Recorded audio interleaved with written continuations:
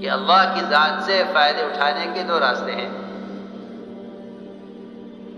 اللہ کی ذات سے فائدہ اٹھانے کے دو راستے ہیں، ایک کائنات کے ذریعے، ایک اعمال کے ذریعے. دو راستے ہیں فائدہ اٹھانے کے لیے اللہ کی ذات سے، ایک کائنات کے ذریعے، ایک اعمال کے ذریعے.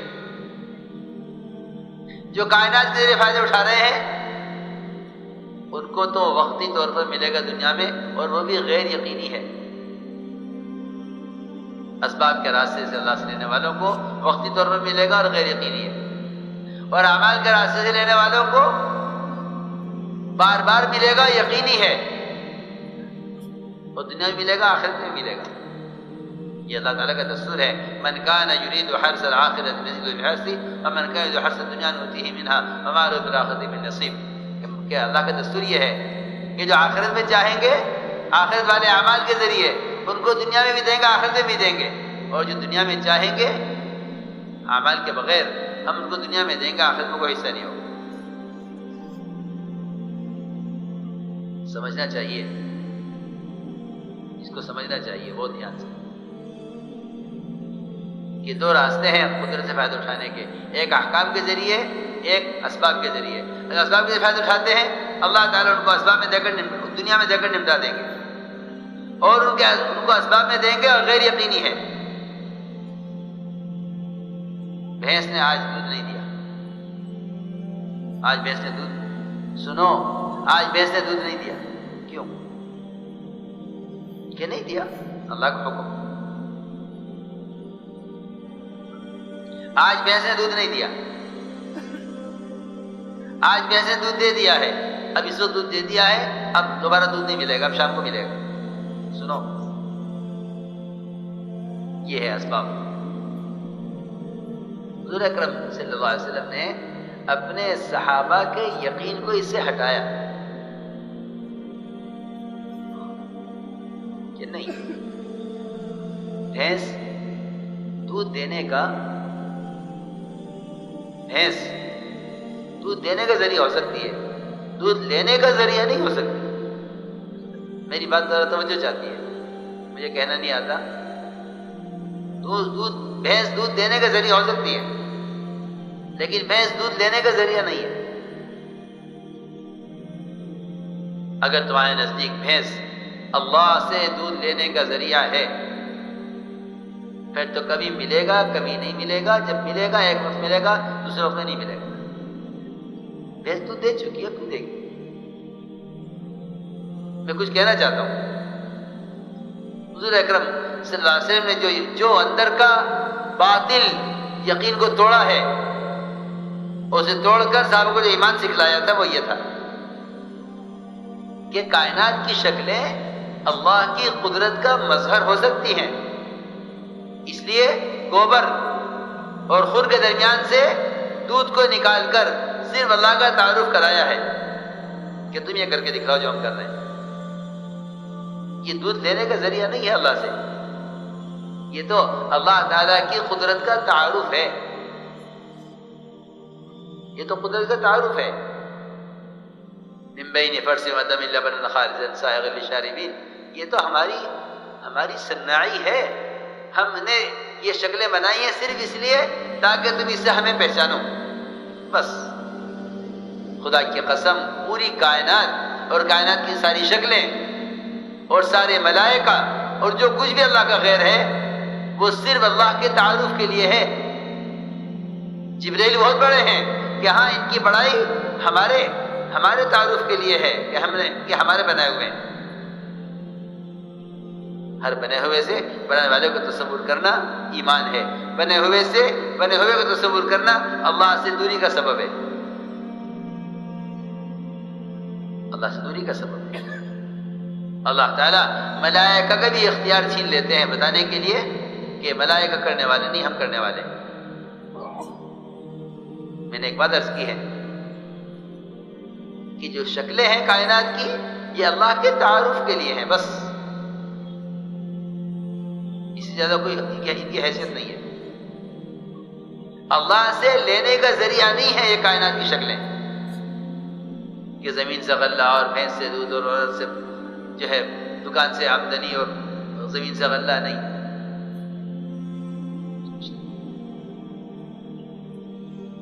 یہ اللہ تعالیٰ کی قدرت کا مظہر ہے، ذریعہ نہیں ہے. فرق معلوم ہونا چاہیے سب کو، اس کو یاد رکھنا جو ہم عرض کریں گے. حضور اکرم صلی اللہ علیہ وسلم نے اپنے صحابہ کے یقین کو شکلوں سے ہٹایا، شکلوں سے ہٹایا. اور اس کو کیسے ہٹایا سنو.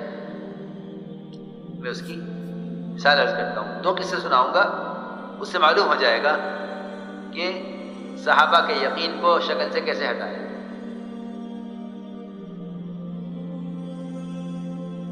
حضور اکرم صلی اللہ علیہ وسلم کا معمول تھا کہ آپ عشاء کی نماز تاخیر سے پڑھتے اپنی مسجد میں. تہائی رات تک عشاء مؤخر ہوتی تھی. تہائی رات کا مطلب یہ کہ 11، 11:15، 11:30. یہ نہیں کہ وہ 7 بجے عشاء ہو گئی پھر جا کے پڑھ کے گھر میں آدمی کھیل کود میں اور دنیا کی باتوں میں اور اسی میں جب چاہا سو گئے. نہیں، عشاء کے بعد سونے کا وقت ہے نہیں. ہم نے ساتھیوں سے کہا کہ عشاء کے بعد ملاقاتیں کر لیا کرو. تمہیں لوگ ملیں گے ہوٹلوں پہ، بینچوں پر بیٹھے ہوئے دنیا کی باتیں کرتے ہوئے. عشاء کے بعد ملاقاتیں کر لیا کرو.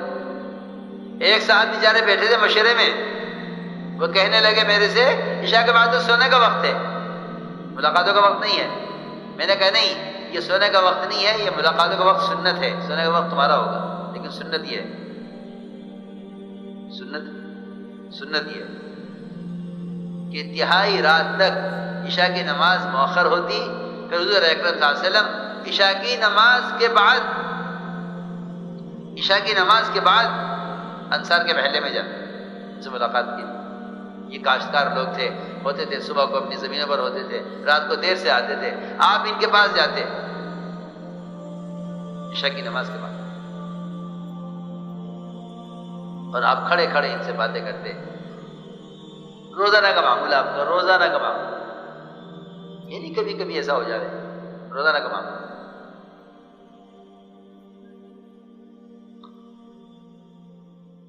تو معمول یہ تھا کہ آپ انصار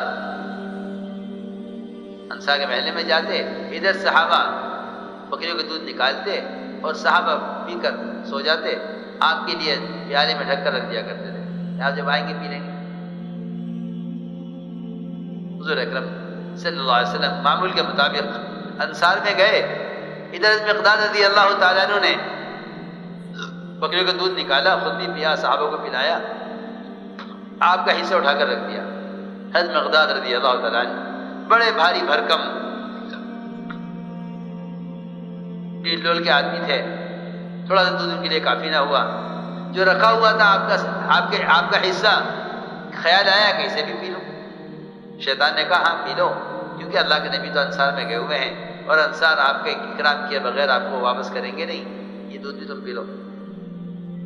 کہ حضرت مقداد فرماتے پہلے شیطان نے مجھے پینے پر آمادہ کیا اور جب میں نے دودھ پی لیا تو پھر شیطان نے مجھے ملامت کی. پھر آیا شیطان کہ تو نے دودھ پی لیا ہے، اللہ کے نبی کا حصہ رکھا ہوا، اب اللہ کے نبی تشریف لائیں گے اور دیکھیں گے دودھ نہیں ہے پیالے میں، وہ تیرے لیے بد دعا کریں گے، تو ہلاک ہو جائے گا. فرماتے ہیں میرے ساتھ دودھ پی کے سو گئے اور میں ہلاکت کے انتظار میں اور ہلاکت کے خوف میں کروٹیں بدلتا رہا، جاگتا رہا. آپ تشریف لائے، سیدھے پیالے کی طرف بڑھے، پیالہ کھول کر دیکھا اس میں دودھ نہیں تھا. آپ نے دونوں ہاتھ اٹھائے دعا کے لیے. میں سمجھ گیا کہ تیرے لیے بد دعا ہو رہی ہوگی. میں آگے بڑھا، میں نے سنا کہ آپ کیا دعا مانگتے ہیں. آپ صلی اللہ علیہ وسلم دعا میں کہہ رہے تھے اللہم اطعم من اطعمنی واسق من سقانی. اے اللہ جو مجھے پلایا تو اسے پلا، جو مجھے کھلایا تو اسے کھلا. تو یہ دعا جب مانگتے ہیں جب ہم کسی کے یہاں کھانا کھاتے ہیں جا کر، جی ہاں، اور آپ نے یہ دعا جب مانگی ہے جب کوئی دوسرا آپ کا دودھ پی گیا، آپ نے سوچی دعا مانگی. چنانچہ حضرت مقداد اٹھے، چھری اٹھائی، عرض کیا گیا رسول اللہ دودھ تو ختم ہو گیا ہے، دودھ تو ہے نہیں. جو میں سمجھانا چاہتا تھا دودھ تو ہے نہیں، دودھ تو ختم ہو گیا. بکری ہے، اس کا دودھ نکل گیا، اب دوسرے وقت میں دے گی۔ میں بار بار یہ سمجھانا چاہتا ہوں، ہم جس رخ پر چل رہے ہیں نا، ہم نے محض اپنے اللہ کے درمیان ان شکلوں کا ذریعہ بنا لیا ہے اور سمجھتے ہیں کہ کائنات اللہ کا ضابطہ ہے، حالانکہ کائنات اللہ کا ضابطہ نہیں ہے، اللہ کا ضابطہ اللہ کا دین ہے۔ کائنات ضابطہ نہیں ہے، دین ضابطہ ہے۔ تو میں مقداد کیا ہے، کہاں جا رہے ہو؟ عرض کیا کہ دیکھتا ہوں جو ذرا گوشت والی بکری ہوگی وہ آپ کے لیے ذبح کرتا ہوں، آپ کے لیے کھانا بناؤں۔ فرمایا نہیں، چھری یہاں رکھ دو، بکری ذبح مت کرنا، بکری ذبح نہ کرنا، بلکہ دودھ لے آؤ، دودھ تو نکل چکا۔ فرمایا جاؤ دودھ لے آؤ۔ یہ گئے، جا کر دیکھا ساری بکریوں کے تھن دودھ سے بھرے ہوئے، ساری بکریوں کے تھن دودھ سے بھرے ہوئے۔ دودھ نکالا اور خوب نکالا اور لے کر آئے، آپ کو پیش کیا، آپ نے پیا، پھر کہتے آپ نے مجھے دیا پیالہ، میں نے پیا، پھر میں نے آپ کو واپس کیا، آپ نے پیا، پھر آپ نے پی کے مجھے واپس کیا، میں نے پیا۔ یہ پیالہ میرا آپ کے درمیان چکر لگاتا رہا۔ آپ نے میں فرمایا اے مقداد، یہ تمہارے ساتھی سب سو رہے ہیں، انہیں اٹھا دو تاکہ یہ بھی دودھ میں سے دودھ پی لیں۔ مجھے عرض کرنا تھا کہ ہم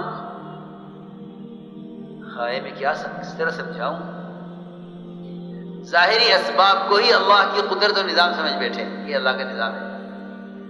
نہیں، اس کا نظام اور اس کے وعدے اور اس کے خزانے وہ تو اس دنیا کیا ساری کائنات سے اور جتنے اس کے علاوہ عالم ہے اس سب سے بڑھ کر اس کے خزانے ہیں، اور اس کے خزانے فائدہ اٹھانے کے لیے اس کے احکام ہیں۔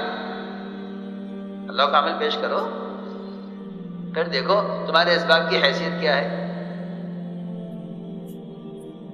ہم دکان پہ سوچ کر بیٹھتے ہیں کہ اللہ نے مجھے دینے کے لیے دکان دی ہے، اور گاہک آتا ہے تو سمجھتے ہیں اللہ نے مجھے میری آمدنی کرنے کے لیے گاہک کو بھیجا ہے۔ نہیں، خدا کی قسم، گاہک یہ دیکھنے کے لیے آیا ہے کہ اس وقت اذان بھی ہو رہی ہے، گاہک بھی آ گیا ہے۔ تم نماز کے لیے جاتے ہو، نماز سے لینے کا یقین ہے یا گاہک سے لینے کا یقین ہے؟ تم راستے کس کو سمجھتے ہو، گاہک کو یا نماز کو؟ اللہ نماز کو گاہک کو لائیں گے۔ اللہ نے سارے اسباب اس امتحان کے لیے بنائے ہیں کہ مجھے دیکھنا یہ ہے کہ بندہ سبب میں حکم پورا کرتا ہے یا نہیں، اور بندہ سبب کو حکم پر چھوڑتا ہے یا نہیں۔ جی ہاں، ورنہ آپ دیکھ لیجئے، ادھر گاہک آئے گا، ادھر مغرب کی اذان ہو جائے گی، تاجر سمجھے گا، سوچے گا کہ نماز کے لیے جاؤں یا اس گاہک کو سامان دوں۔ اگر نماز کے لیے جاتا ہوں تو گاہک ہاتھ سے چلا جائے گا، اگر گاہک کو سامان دیتا ہوں تو نماز جائے گی۔ جس چیز پر یقین ہوگا اس کو مقدم کرے گا۔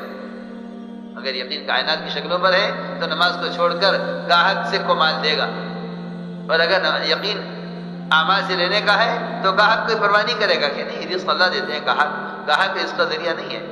گاہک رزق کا ذریعہ نہیں ہے تو تجارت بھی رزق کا ذریعہ نہیں ہے۔ سوال تو یہاں آ کر کھڑا ہوگا جب نماز اور گاہک، کسٹمر دونوں ایک ساتھ جمع ہو جائیں گے، تب فیصلہ ہوگا کہ تم ایمان والے ہو یا تم تجارت والے ہو۔ سیدھی سیدھی بات، سیدھی سیدھی بات۔ اب فیصلہ ہوگا کہ مومن ہو یا تاجر ہو۔ یہ ہے سیدھی بات، بات کو سمجھنا چاہیے۔ بعض کے لیے اسباب چھوڑ دیں، یا اسباب چھوڑ دیں گے یا نماز چھوڑ دیں گے۔ جی ہاں، بعض کے لیے اسباب چھوڑ دیں کہ اسباب کو حکم پر چھوڑ کر اسباب کو حکم پر چھڑوانا چاہتے ہیں۔ اسباب جس وقت گاہک آ کر کھڑا ہوا ہے اس وقت کہتے ہیں کہ نہیں میں نماز کے لیے جا رہا ہوں، مجھے اب گاہک کی پرواہ نہیں۔ اللہ اس پر رزق دیں گے، اللہ اس پر رزق دیں گے۔ یہ نہیں کہ اگر گاہک کو مال نہیں دیتا ہے تو رزق نہیں ملے گا، کہ نہیں رزق اس پر نہیں ملے گا کہ تم گاہک کو مقدم کرو، اس پر ملے گا کہ تم گاہک کو چھوڑ کر عمل کو مقدم کرو۔ میں نے عرض کیا کہ حضور اکرم صلی اللہ علیہ وسلم نے اس طرح اپنے صحابہ کا یقین ظاہر سے ہٹایا۔ ابوبکر صدیق رضی اللہ تعالیٰ عنہ سفر ہجرت میں نکلے دودھ کی تلاش میں۔ لوگ کہتے ہیں کہ اسباب ہوں اور اسباب کارآمد ہوں، لوگ کہتے ہیں اسباب بھی ہوں، اسباب کارآمد بھی ہوں، حالانکہ جب اسباب کا ہونا ہی اصل نہیں ہے تو کارآمد ہو یا ناکارہ اسی کا فرق پڑتا ہے۔ جو لوگ اللہ کی ذات کے ساتھ واقعی تقوی کے ذریعے تعلق قائم کر لیتے ہیں نا، اللہ تعالیٰ ان پر اسباب کی حیثیت کو کھول دیتا ہے۔ اسباب ان کے پیچھے بھاگتے ہیں، اسباب ان کے پیچھے بھاگتے ہیں، رزق ان کے پیروں میں آ کر گرتا ہے۔ میں نے عرض کیا کہ ابوبکر رضی اللہ تعالیٰ عنہ سفر ہجرت میں نکلے دودھ کی تلاش میں۔ ایک مشرکہ عورت وہ ریوڑ چراتی ہوئی ملی۔